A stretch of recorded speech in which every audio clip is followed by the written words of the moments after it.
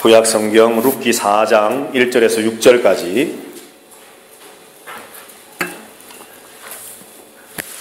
제가 가진 성경으로 구약 405페이지에 있습니다. 다 찾으신 줄 알고 말씀을 제가 봉독합니다. 보아스가 성문으로 올라가서 거기 앉아 있더니 마침 보아스가 말하던 기업 물을 자가 지나가는지라. 보아스가 그에게 이르되 아무개여 이리로 와서 앉으라 하니 그가 와서 앉음에 보아스가 그 성읍 장로 10명을 청하여 이르되 당신들은 여기 앉으라 하니 그들이 앉음에 보아스가 그 기업 물을 자에게 이르되 모압 지방에서 올라온 나오미가 우리 형제 엘리멜렉의 소유를 팔려 하므로 내가 여기 앉은 이들과 내 백성의 장로들 앞에서 그것을 사라고 내게 말하여 알게 하려 하였노라. 만일 내가 물으려면 물으려니와 만일 내가 물으지 아니하려거든 내게 고하여 알게 하라. 내 다음은 나요 그 외에는 물을 자가 없느니라 하니 그가 이르되 내가 물으리라 하는지라. 보아스가 이르되 내가 나오미의 손에서 그 밭을 사는 날에 곧 죽은 자의 아내 모압 여인 루색에서 사서 그 죽은 자의 기업을 그의 이름으로 세워야 할지니라 하니 그 기업 물을 자가 이르되 나는 내 기업에 손해가 있을까 하여 나를 위하여 물으지 못하노니 내가 물을 것을 네가 물으라. 나는 물으지 못하겠노라 하는지라. 아멘. 오늘 함께 읽은 말씀으로 기업 물을 자라고 하는 제목으로 말씀을 함께 나누려고 합니다. 자, 우리가 이 룻기 말씀을 주일 낮 예배 때에 함께 말씀 은혜를 나누는 지 이제 오늘 12번째가 되었습니다. 처음에 제가 한 8번 정도 룻기 말씀 나누겠다 그렇게 생각을 했었는데 우리가 공부를 하던 중에 오늘 12번째가 되었고 아마도 이제 오늘 말고 2주 정도 더 이제 룻기 말씀을 살펴보고 룻기를 마치려고 합니다. 우리가 지금까지 룻기 말씀을 함께 쭉 공부해 왔는데 말씀을 나누었는데 이 룻기의 가장 큰 주제가 제일 첫 시간에 말씀 나누었던 것처럼 이 기업 물을 자입니다. 기업 물을 자, 히브리어로 고엘. 자, 그런데 오늘 본문을 보면 이제 기업 물을 자에 관한 말씀들, 단어들이 역시나 여러 번 나오고 물은다라고 하는 말, 산다라고 하는 단어들이 사용되면서 오늘 본문의 말씀이 기록이 되었는데 어쩌면은 이 룻기 전체의 내용의 말씀의 흐름과 없어도 크게 지장이 되지 않을 만한 한 인물, 아무개시, 무명의 사람이 오늘 본문에 등장을 합니다. 왜 하나님은 이 무명의 사람을 등장시켰을까? 그리고 보아스와 그의 대화를 왜 기록을 하셨을까?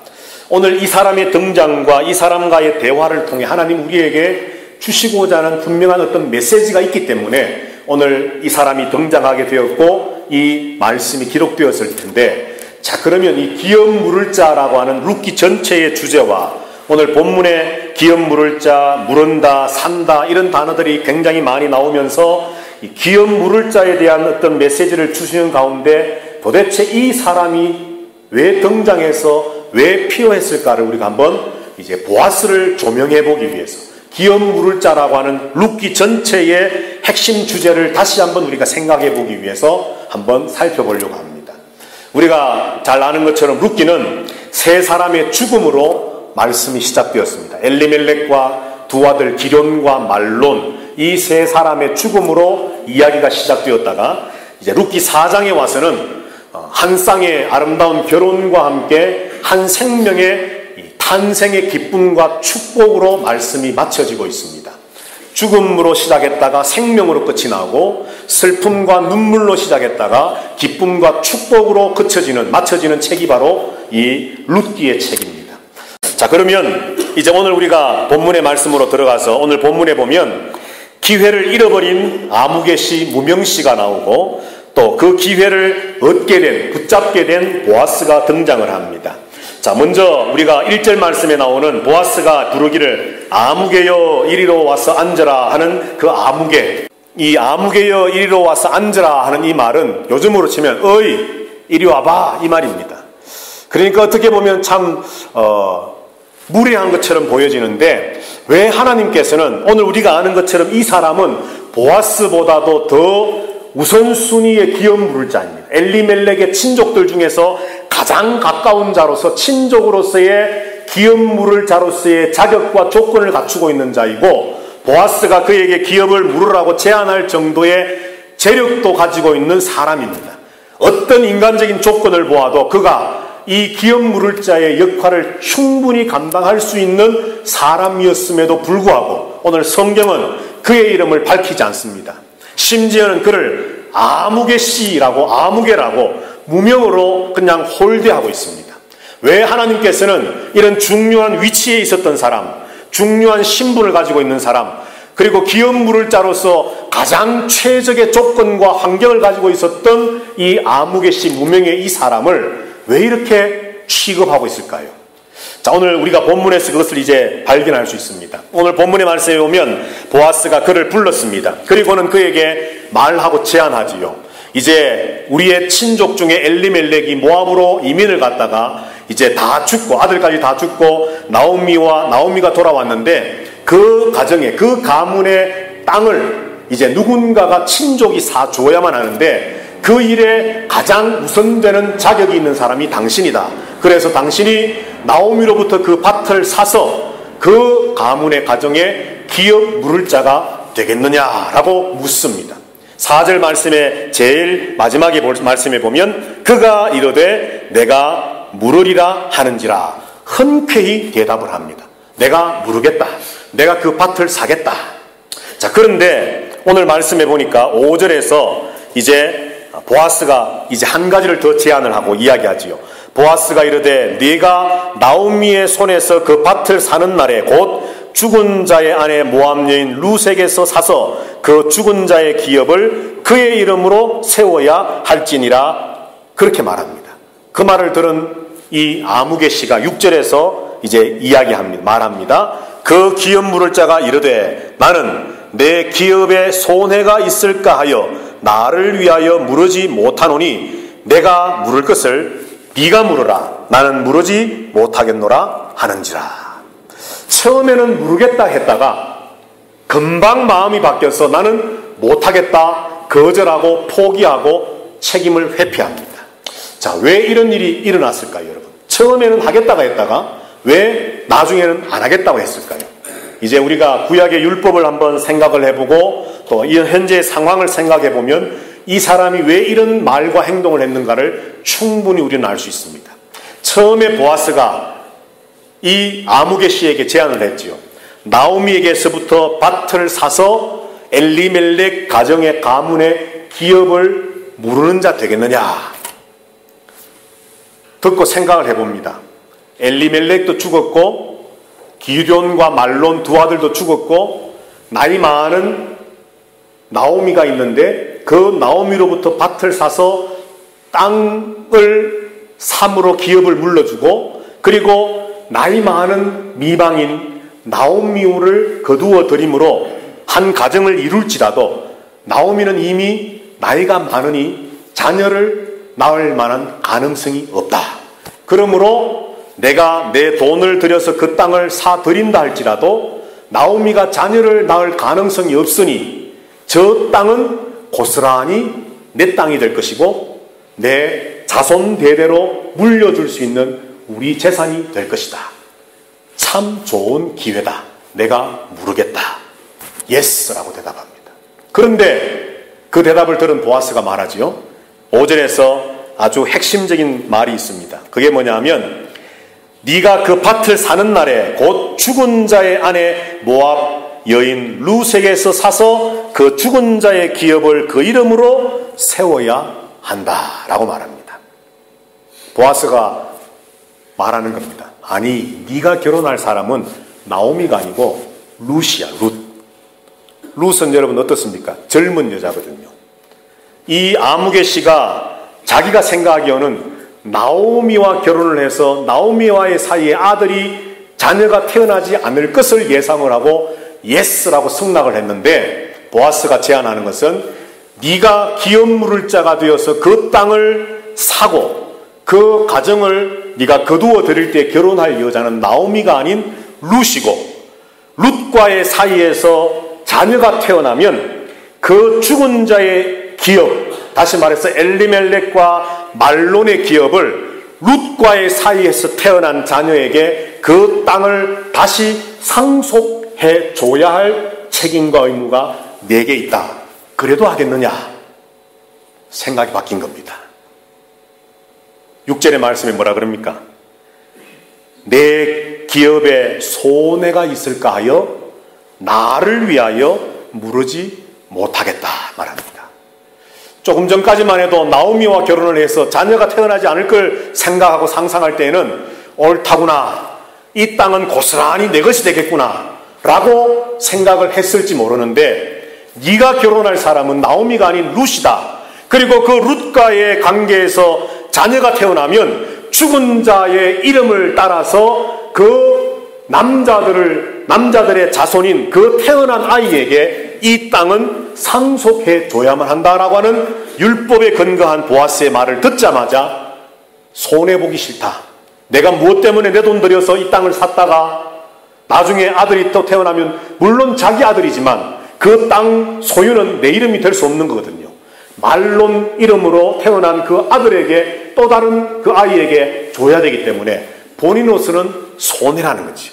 내 기업에 손해가 있을까 하여 나를 위해, 내 자신을 위하여 나는 이 일을 할 수 없다. 나는 할 수 없으니 두 번째 기업 물을 자가 되는 네가 해라 하고는 포기하고 거절해버리고 말았습니다.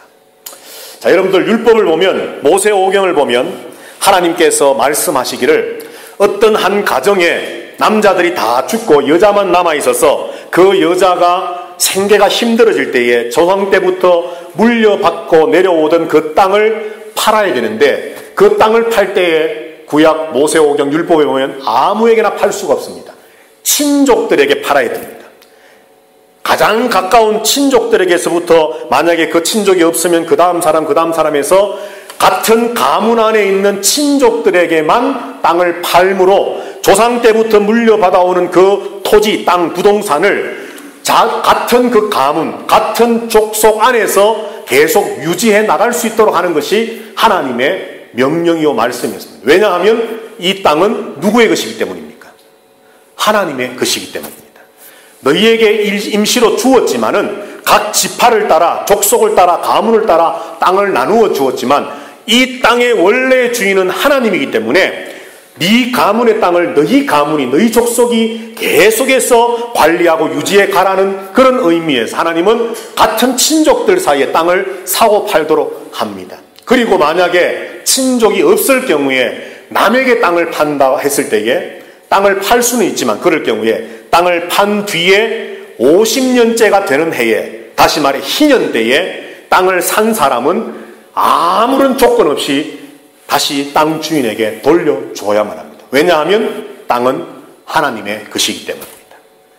내가 돈 주고 샀기는 샀지만 남의 땅을 50년이라고 하는 기간을 충분히 땅을 활용했다면 50년이 지난 때에는 그 땅의 원래 주인에게 돌려줌으로 사실은 하나님께 다시 드립니다 라고 하는 그런 마음으로 돌려주라고 하나님은 율법을 통해 말씀을 합니다. 자, 그때에 땅을 살 때에, 기업 물을 때에 그 가족들도 함께 거두어 드리라고 하는 것이 하나님의 율법이요 말씀인 것이지요. 자, 그런데 오늘 이 모든 것들을 잘 알고 있는 보아스와 아무개시와 베들레헴 성 안에 있는 장로들이 모여서 대화를 하는 가운데 이처럼 아무개시는 땅을 사서 결국은 그 이전에 나오미도 죽게 될 거고 후손도 낳지 못할 거니까 결국은 이 땅은 가장 가까운 친족인 내 것이 될 것이다 라고 하는 그 얄팍한 생각 때문에 하겠다라고 호언장담했지만, 네가 결혼할 사람은 나오미가 아닌 룻이다. 그리고 그 사이에 자녀가 만약 태어난다면 그 땅은 죽은 자 엘리멜렉과 그 아들 말론의 이름을 위하여 그 땅 기업을 그 자녀에게 상속해 줘야 된다. 다시 말해서 이 땅은 네 땅이 될 수 없다라고 하는 말을 들려준 겁니다. 그러자 손해보기 싫어서 룻기에서 말씀하는 이타적인 사랑이 아닌 이기적인 마음에 아주 똘똘 뭉쳐져 있는 이 아무개시는 결국 나는 못하겠다는 거죠. 하나님께서 룻기 말씀 전체를 통해서 하나님 사랑과 이웃 사랑과 남을 향한 이타적인 마음들과 배려하고 은혜를 베풀고 축복하고 하나님이 당신과 함께 하기를 원합니다라고 하는 그런 축복의 말들을 통해 사람들에게 하나님의 은혜와 복을 흘러보내기를 원하시는 그 말씀들이 기록되어 있는 룻기 말씀 마지막 4장에 와서 결혼식을 앞두고 한 생명의 탄생의 기쁨과 축복을 앞두고 이 아무개 씨의 등장을 통해 기록되지 않아도 큰 문제가 없을 법한 이 짧은 이야기를 하나님 기록해 놓으심으로 기업 물을 자에게 있어서 가장 중요한 것이 무엇인가를 우리에게 가르치고 말씀하기를 원하는 겁니다. 오늘 이 아무개 씨는 조금 전에 말씀드린 것처럼 가장 가까운 친족이었습니다. 어떤 신분상의 자격 조건이 충분했습니다. 그리고 그는 그 땅을 살만한 재력이 있는, 돈이 있는 그런 사람이었습니다. 물질적인 여유도 있었습니다. 자격 조건에 있어서 그는 아무 흠잡을 것이 없는 충분한 기업 물을 자로서의 자격과 조건을 갖춘 사람이었습니다. 그러나 그가 보아스처럼 그 이름이 성경에 기록되지 못하고 아무개시로 잠깐 등장했다가 하나님 앞에서 외면당할 수밖에 없는 존재되었던 이유는 그에게 사랑과 자원함이 없었기 때문입니다. 사랑하시는 우리 아름다운 교회 성도 여러분들, 성도가 누구입니까? 두 번째 시간에 이름을 우리가 성경 말씀, 룻기를 말씀 나눴던 것처럼 이름값 하는 성도가 누구입니까? 여러분, 주일날 교회 나오는 것 성도 맞습니다. 그런데 그것만이 성도의 모습이 아닙니다. 하나님을 위해서 뭔가 봉사하고 선교하고 헌금을 드리고 무언가 주님의 이름으로 무언가를 한다, 성도의 모습이 맞습니다. 그러나 그것만이 성도가 아닙니다. 성도는 그 모든 것들과 함께 오늘 하나님이 룻기를 통해 말씀하는 것처럼 기업 물을 자 예수 그리스도와 같이 기업 물을 자 되기 위해서 우리에게 하나님이 진정으로 성도들에게 요구하고 요청하고 기대하시는 바는 진정으로 하나님을 사랑하고 진정으로 이웃을 사랑해서 예수 그리스도가 걸으셨던 그 십자가의 길과 삶을 닮아 따라가는 그 모습과 생각과 삶이 있는 자원하는 성도의 삶이 있는 것을 주님은 룻기를 통해 우리에게 요구하고 계신다는 것이죠.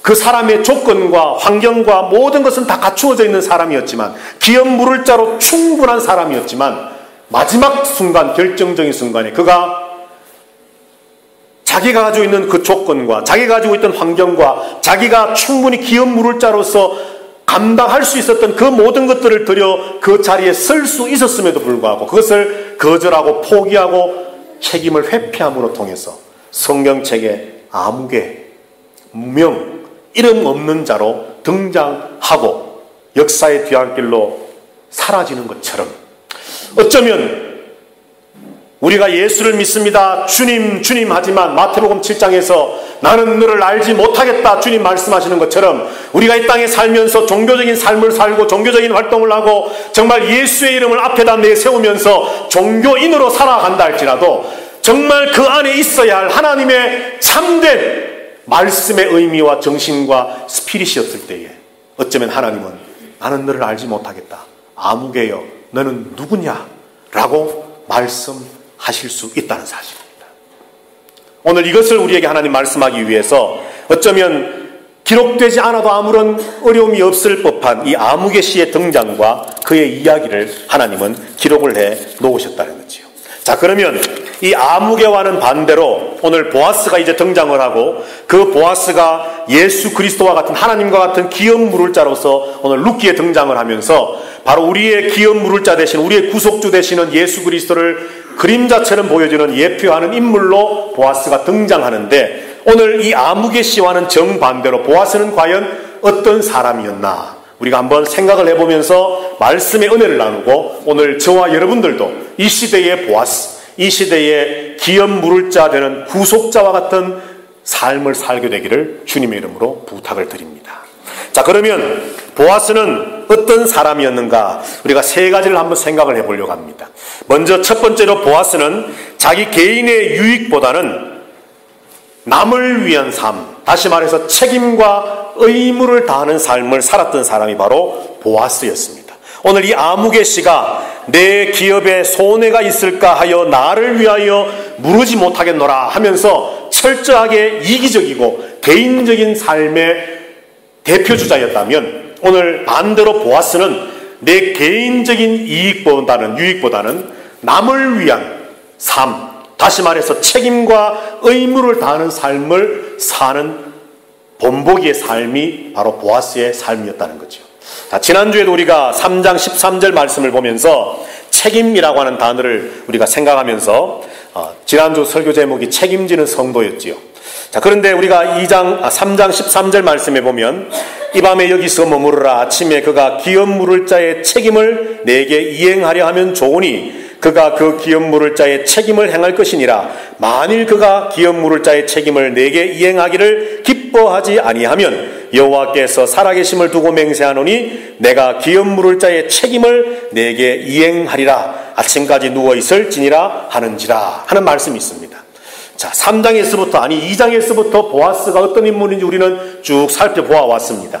자, 그런데 여기 기업 물을 자, 또 기업 물을 책임, 기업을 물은다 하는 말이 있습니다. 그런데 이 룻기에 우리가 조금 전에 처음에 말씀드렸던 것처럼 기업 물을 자라고 하는 어떤 사람을 의미하는 이 명사는 히브리어로 고엘입니다. 고엘. 쉽게 말하면 구속자입니다. 구원자, 구세주. 자, 그런데 기업을 물은다, 산다, 구속한다 라고 하는 동사에서 이 고엘이라고 하는 명사가 파생되어서 나왔는데 원래의 말인 이 기업을 물으다, 구속한다 라고 하는 이 말은 히브리어로 가알입니다. 가알. 자, 그런데 이 가알이라고 하는 이 히브리어의 원래 의미가 뭐냐 하면 책임을 진다라고 하는 뜻입니다. 책임을 진다.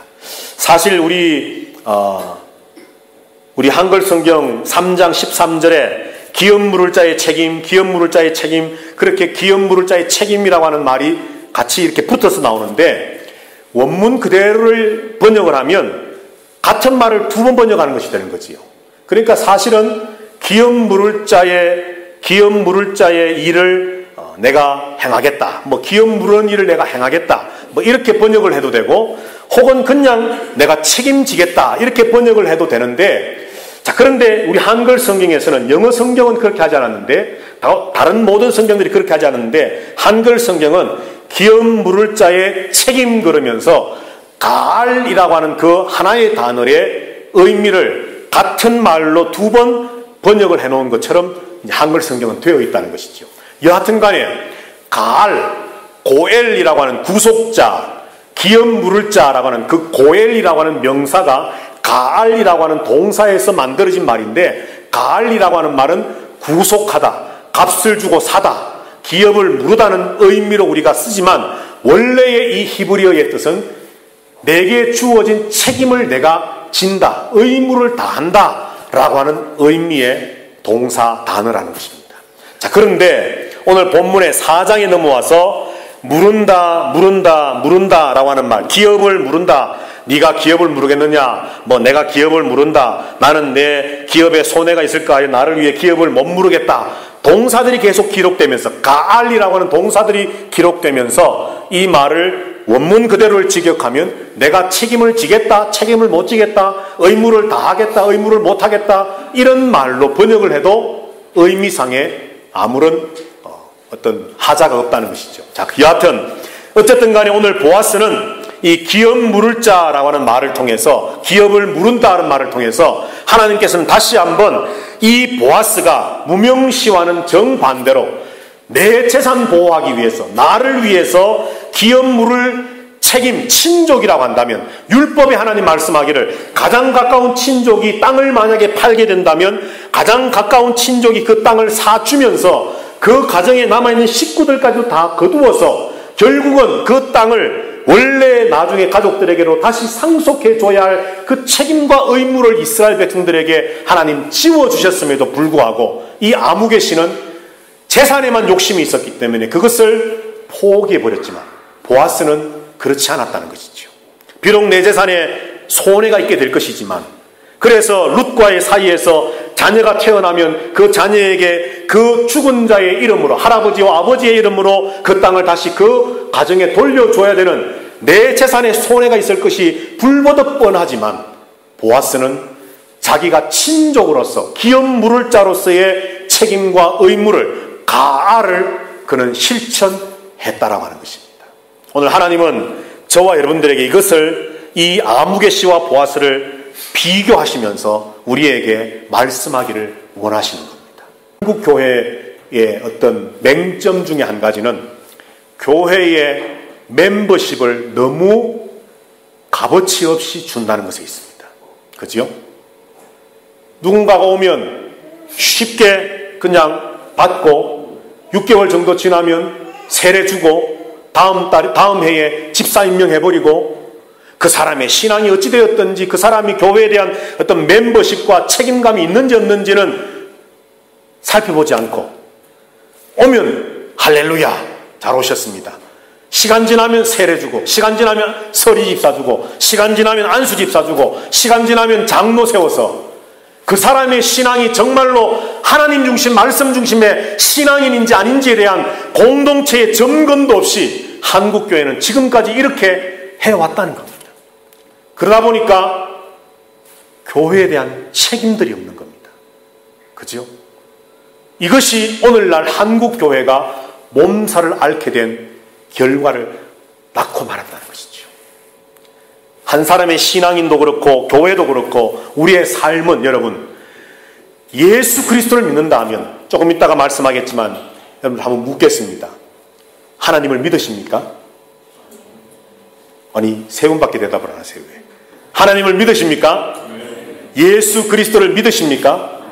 자 그러면 여러분들 아멘 하셨는데 이 말은 나는 예수님을 믿습니다. 나는 하나님을 믿습니다라고 하는 신앙의 고백인데 나는 예수님을 믿습니다라고 하는 주어 동사로만 이루어진 이 짧은 이 형식의 문장에서 담겨있는 의미와 내용이 얼마나 무궁무진한지 아시죠 여러분? 만약에 어떤 분은 나는 예수님을 믿습니다 할 때 그 말은 당신은 나의 주인이십니다라고 하는 의미로 나는 예수님 믿습니다라고 고백할 수도 있고 나는 예수님을 믿습니다라고 고백할 때 그 의미 속에 어떤 사람은 마음에 생각하기를 주님이 내 인생을 책임지시고 이끄시는 유일하신 하나님이십니다 라고 하는 어떤 의미와 생각을 품고 그렇게 고백할 수도 있는 것이고 저마다의 생각과 의미는 다를 수 있겠지만 나는 예수님을 믿습니다라고 하는 그 고백 속에는 여하튼 굉장히 깊은 의미들이 담겨져 있다는 거지요. 그런데 그 의미 속에 우리가 정리해보면 공동적인 여러 가지 표현의 방법은 다를 수 있지만 공통적인 세 가지의 의미는 반드시 담겨져 있어야 되는데 그 첫 번째가 뭐냐면 나는 예수님을 믿습니다 하나님을 믿습니다 할 때에 그 의미 속에는 첫 번째는 내가 믿습니다라고 고백하는 대상이신 당신 예수 그리스도는 하나님이십니다라고 하는 고백이 담겨져 있는 겁니다. 그렇습니까 여러분? 두 번째는 나는 예수님을 믿습니다라고 하는 그 고백 속에는 예수님이 십자가의 죽으심이 죄와 허물로 죽었던 나, 멸망했던 나를 구원하셔서 생명으로 옮기셨습니다라고 하는 십자가 사역, 예수님의 일하심에 대한 믿음의 고백이 거기에 담겨져 있는 것입니다. 맞습니까 여러분? 그리고 세 번째 또 한 가지는 중요한 것입니다. 그러므로 나는 하나님이신 예수, 나를 위해 십자가에 죽어주신 예수, 주님과 같은 삶을 살겠습니다. 이것이 믿습니다라고 하는 고백 속에 담겨져 있는 겁니다. 자, 여러분들 믿음이 뭡니까? 믿음. 제가 계속 강조하는 것이지만 믿음은 예수님이 하나님이심을 믿습니다.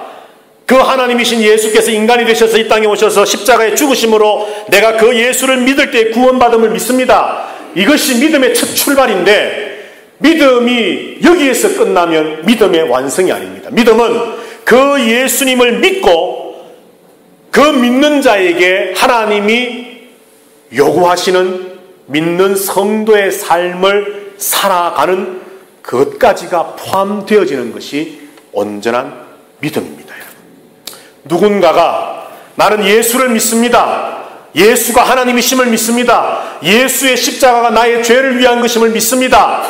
아무리 큰 소리로 고백하고 시인하고 인정했다 할지라도 그 삶 속에 그 믿는 믿음을 증명해 보이는 삶이 없으면 그에게는 믿음이 없다 말할 수 있는 겁니다. 요한 1서에서 말씀합니다. 하나님과 사귐이 있다 하면서 너희가 여전히 죄 가운데 성도답지 못한 삶을 살면 너희는 하나님과의 사귐이 없느니라. 심지어 요한이 이렇게 말합니다. 너희 속에 하나님의 생명이 없느니라. 이 말이 뭡니까? 구원이 없다는 겁니다. 그러면 그 말은 다른 말로 뭡니까? 하나님을, 예수를 믿는 게 아니라는 겁니다. 오늘 무명시와 보아스를 하나님은 비교하십니다. 친족으로서 마땅히 해야 할 그 조건과 자격이 갖추어져 있던 무명시였지만 그는 하나님을 믿는 자가 아니었습니다. 율법 안에서는 자격과 조건을 가지고 있는 자였는지 모르지만 하나님의 말씀에 비추어 볼 때에 하나님이 요청하시고 요구하신 어떤 그 기준에서 볼 때에 그는 하나님을 믿는 자가 아니었고 하나님의 백성이 아니었습니다. 자기가 인생의 주인이고 자기 자신을 믿는 자였고 자기의 재산을 믿는 자였고 자기 중심으로 살아가는 사람이었습니다. 그러나 보아스는 내 개인의 삶이 아닌 예수 그리스도를, 물론 그때 당시에 예수를 아직 몰랐지만 하나님의 말씀을 통해 어떻게 살아가는 것이 하나님 백성의 삶인가를 그는 바로 알고 있는 사람이었다는 거죠. 개인 중심이 아닌 이웃을 사랑하고 이웃을 위해서 내게 지어주신 그 책임과 의무를 다하며 사는 것. 그래서 하나님의 율법을 따라, 말씀을 따라 하나님이 내게 뜻하신 바를 따라 살아가는 것. 이것이 바로 성도의 삶이라는 것을 분명하게 알고 있는 사람이 바로 보아스였다는 것입니다. 여러분, 저와 여러분들은 죄와 허물로 죽었습니다. 죽은 우리들을 구원해 주실 유일한 분은 하나님, 예수 그리스도 한 분 외에는 없습니다. 자, 그런데 한번 묻겠습니다, 여러분. 저와 여러분이 죄와 허물로 죽어서 영원히 지옥에 떨어져서 멸망할 수밖에 없는 존재인데 만약에 하나님께서 예수님을 이 땅에 보내지 아니하시고 십자가에 죽도록 버리지 아니하시고 우리를 건져주지 아니하셨다면, 우리의 구원의 값으로 예수님의 생명을 주지 않았다면 하나님이 나쁜 분입니까? 아닙니까? 이 너무 유치원 아이들에게 묻는 같은 질문인데, 만약에 하나님 우리를 구원해 주시지 않았다면 하나님이 사랑이 없는 분일까요? 그런 거 고민하신 적 없습니까, 여러분? 만약에 아담이 죄를 짓고 우리가 죄를 지어서 우리는 우리의 죄 때문에 멸망당하게 되는데 하나님께서 우리를 구원해 주시지 않아도 우리는 그 누구도 하나님을 향해서 하나님 사랑이 없는 분입니다, 라고 손가락질하며 하나님을 정죄할 수 없습니다. 왜요? 그는 누구시고 창조주 되시고 우리는 피조물입니다. 여러분, 하나님이 우리를 성경에서 우리를 굉장히 존귀하게 여겨주시고 인정해 주시니까 우리가 대단한 것 같지만 사실 우리는 여러분 흙덩이입니다. 흙덩이. 하나님이 보시기에 만들었다가 다시 뭉개버려서 다시 또 다른 마음대로, 하나님 자기 마음대로 또 다르게 만들 수 있는 피조물에 불과합니다. 하나님 마음대로 다루실 수 있는 정말 먼지와 같은 존재입니다. 아침에 있다가 없어지는 안개와 같고 피었다가 사라지는 꽃과 같은 존재가 우리들입니다. 하나님이 우리를 거들떠 보지 않으셔도 우리는 아무 말할 수 없습니다. 그런데 하나님 우리를 사랑하셔서 우리를 건져주시기로 그 책임을 스스로에게 지우셨습니다. 하지 않으셔도 될 책임을, 하지 않으셔도 될 의무를, 하지 않으셔도 될 죽음을 하나님이 스스로에게 책임을 전가시키셨습니다. 왜? 우리가 할 수 없기 때문에. 우리로서는 할 수 없기 때문에 그 책임과 의무를 하나님 스스로 짊어지심으로, 하나님이 죽어주심으로, 제가 말씀 나누고 성경에서 그렇게 말씀한다고 우리가 나누었던 것처럼 그 죽음이 나의 죽음이라 인정해 주심으로 내가 죽지 않았고 예수가 죽었지만 예수의 죽음이 곧 나의 죽음이라 인정해 주심으로 나를 받아주심, 이것이 바로 은혜요 사랑이요 구원이라는 것이지요. 이것이 바로 고엘입니다. 기업 무르는 자, 구속자이고, 이것이 바로 가알, 값을 주고 산다, 구속한다, 책임진다는 말의 의미입니다. 하시지 않아도 될 하나님께서, 아무런 책임과 의무가 없는 하나님께서 저와 여러분을 사랑하셔서 긍휼히 여기셔서 우리를 위해 자기 생명 버리심, 그 죽음의 책임과 의무를 자기 자신에게 지우심, 이것이 바로 하나님의 사랑이요 은혜라는 것이죠. 이것을 보여주는 책이 바로 룻기입니다. 그런데 보아스는 이 하나님의 메시지와 뜻을 알아서 행하는 사람이었지만, 아무개는 인간적으로 보기에는 완벽한 조건을 갖춘 자였지만 결국 하나님의 말씀 속에 담겨져 있는 이 구속의 원리와 정신을 그는 알지 못하고 믿지 못했기 때문에 자기의 손해 때문에 하나님의 뜻을 저버리는 자 되어짐으로 그는 무명의 사람 되어버리고 말았다는 것입니다. 이것을 영적으로 한번 바꿔 말해본다면, 이미 말씀한 것처럼 아무리 종교인의 삶을 산다 할지라도 하나님이 말씀하는 그 말씀의 진의, 진짜 의미를 알지 못하고 성도로서의 사랑의 삶, 은혜의 삶, 말씀의 삶을 살아가는 모습이 우리에게 없다면 하나님 편에 볼 때에 그런 사람은 무명의 사람입니다. 보아스가 아닙니다. 인간이 보기에는 얼마나 종교적이고 인간이 보기에는 얼마나 신앙인처럼 보여진다 할지라도 핵심이 빠져있기 때문에 그는 하나님 앞에서는 이름 없는 자 되어진다는 것이죠. 이름값 하는 성도 아니라는 것이죠. 오늘 보아스는 바로 이런 사실들을 바로 깨달았기 때문에 고엘이라고 하는 기업 물을 자라고 하는 구속자라고 하는 것이 무엇인가라고 하는 것을 그는 깨달았기 때문에 자기의 재산에 손해가 있겠지만, 자기에게 엄청난 피해가 있겠지만, 그러나 아낌없이 그것을 내줌으로 기업 물을 자 되는 구속자가 되어지기를 그는 자청하고 자원하고 가알, 책임 물는 일을 실천했다라고 하는 겁니다. 우리 아름다운 교회 성도들, 우리가 바로 이런 고해를 행하는 구속자가 되어지는 보아스와 같은 우리들 모두가 되기를 주님 이름으로 축복합니다. 여러분, 좀 손해가 되더라도 좀 하나님의 뜻이 그러하다면 하나님의 뜻을 행하는 성도들이 되십시다. 내게 유익이 좀 안 되더라도, 내게 주어진 그 책임이 있다면, 내게는 아무런 유익이 없다 할지라도 그 책임을 기쁨으로 지는 성도들이 되십시다. 목사가 되고 장로가 되어도 그렇게 한국교회가 그렇게 멤버십에 대한 책임감에 대한 철저한 검증과 훈련이 없이 사람들이 세워지다 보니까 결국은 책임져야 할 어떤 순간에 회피해버리고 거절해버리고 포기해버리고 결국은 하나님의 자리에 서 있어야 할, 참된 안식의 자리에 서 있어야 할 그 자리에 서지 못하는 이름 없는 자들 되어지는 수많은 사람들 우리가 보아왔지 않습니까? 오늘 예배하는 저와 여러분들은 아무개 씨가 되지 않기를 부탁드립니다. 보아스가 되기를 바랍니다.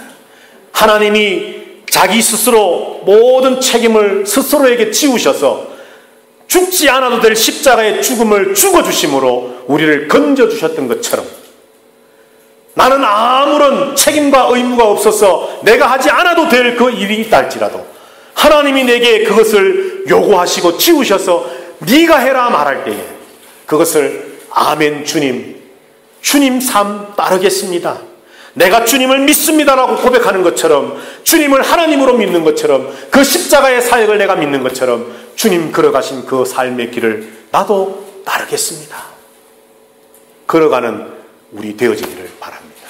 두 번째로, 오늘 보아스는 청지기 의식을 가지고 있었습니다. 이미 조금 전에 말씀을 나누었었지만 보아스는 자기가 가진 것을 자기 것이라고 생각지 않았습니다. 이 모든 것이 다 하나님의 것이라고 그는 생각하며 사는 사람이었습니다. 이스라엘 백성들에게 주신 땅의 신학, 땅, 토지라고 하는 것이 하나님의 것이라고 말씀하며, 하나님은 안식년이 되면 땅을 쉬게 하라, 희년이 되면 땅을 돌려주라, 왜냐하면 이 모든 것이 바로 나 여호와의 것이기 때문이라 말씀하시는 것처럼 보아스는 철저하게 지금 내가 받아서 누리고 있는 이 수많은 것들이 내 것이 아니다라고 하는 것을 그는 잘 알고 있었습니다. 무명의 아무개 씨는 그것이 자기 것인 줄로만 알았기 때문에 손해보기 싫어서 기업 물을 자 되기를 포기했지만, 보아스는 모든 것이 하나님께로부터 왔고 하나님이 주신 것이고 하나님이 맡겨주신 것이고 하나님이 관리하라고 주신 것이기 때문에, 원주인은 하나님이심을 그는 알았기 때문에 그는 기업 물을 자로서의 책임과 의무를 감당할 수 있었다는 것이지요. 오늘 저와 여러분들도 보아스처럼 내가 가진 모든 것들이 내 것이 아님을 다시 한번 깨달으시게 되기를 주님의 이름으로 부탁을 드립니다. 내 주머니에 있다고 내 것 아닙니다, 여러분. 지금 내가 쓰고 있다고 내 것 절대 아닙니다. 누가복음에서 예수님 말씀하잖아요. 오늘 밤 그 모든 것들 네 영혼을 불러가면 네가 가지고 네 것이라고 생각하는 그것이 누구의 것이 되겠느냐. 그렇습니다. 우리는 그런 존재입니다. 지금 당장이라도 하나님 우리를 불러가시면 내가 가지고 온 내 것인 줄 알고 그것 바라보면서 야, 내가 이런 건 이루었구나 허무태하던 그 모든 것들 우리는 다 놓고 가야 됩니다. 죽고 나서 누구게 될 건지 누가 압니까? 그런 것에 우리는 지금 생명 걸고 그것에 지배를 받으며 살고 있지 않습니까? 개인의 유익을 위해 살지 않고 책임을 지는 삶, 청지기의 삶, 이것은 세 번째로 마지막으로 어떤 삶으로 연결되느냐 하면 방금 말씀드린 것처럼 바로 모든 것이 하나님께로부터 왔고 하나님께로 돌아가고 주인이 하나님이시기 때문에 결국은 우리를 다스리실 유일한 분도 하나님이시다라고 하는 그 고백이 보아스에게는 있었다는 겁니다. 룻기를 처음 시작하면서 우리가 함께 말씀을 나누었던 말씀인데요. 하나님을 사랑합니다라고 하는 그 의미 속에는 하나님이 나의 주인 되십니다라고 하는 고백이 담겨져 있습니다. 오늘 이 아무개 시는 내 것이 내 것이라고 하는 의식만 가지고 있는 것이 아니라 이 모든 것들을 주장할 수 있는 힘이 내게 있다라고, 다시 말해서 그것은 한 걸음 더 나가면 물질이 주인 되어서 물질의 지배를 받으며 사는 사람이 아무개시였다면 보아스는 보아스의 삶을 주장하는 존재는 하나님이셨다는 겁니다. 오늘 저와 여러분의 신앙과 삶도 그렇게 되기를 주님의 이름으로 축복합니다. 하나님을 믿습니다. 주님을 닮기 원합니다. 구속자 되기를 원합니다. 기업 물을 자 되기를 원합니다. 라고 하는 우리의 이 신앙 고백은 바로 이것입니다. 내게 주어진 책임을 내가 지겠습니다. 내 것이 내 것 아니라 하나님의 것임을 고백합니다. 나를 다스리시고 지배하시고 나의 주인 되시는 분은 돈도 건강도 자녀도 이 세상의 그 어떤 것도 아닌 유일하신 하나님이십니다. 이런 고백이 바로 우리의 그 신앙의 고백 속에 담겨져 있어야 되고, 이것을 보여주기 위해 하나님은 아무개시를 등장시키시고 보아스를 등장시켜 이 두 사람을 비교하심으로 보아스가 바로 이런 사람이다라고 문자적으로 기록은 하지 않으셨지만 두 사람의 비교를 통해 이 보아스가 바로 예수 그리스도를 예표하는 참 구속자, 기업 물을 자, 책임을 지는 자, 가를 실천하는 자, 바로 하나님의 구속의 역사에 예수 그리스도의 족보에 이름이 올라갈 만한 사람, 하나님 나라 확장과 하나님 나라 그 놀라운 역사의 주역이 될 만한 사람, 바로 보아스와 같은 이런 사람이다 라고 우리에게 보여주시는 겁니다. 오늘 예배하는 저와 여러분들 모두가 바로 이런 사람 되어지면 좋겠습니다. 오늘 이 시대의 보아스, 오늘 이 시대의 고엘, 오늘 이 시대의 책임을 지는 사람, 청지기의식을 가지고 사는 사람, 내 주인은 나를 지배할 수 있는 분은 유일한 하나님 외에는 없습니다라고 하는 그 믿음의 고백을 가진 사람, 이런 성도 한 사람, 한 사람이 모여 우리 아름다운 교회가 과연 이 땅 멕시코에서 빛과 소금의 역할을 감당하는 그런 교회 되어지게 되기를 주님의 이름으로 축복합니다. 기도하십시다.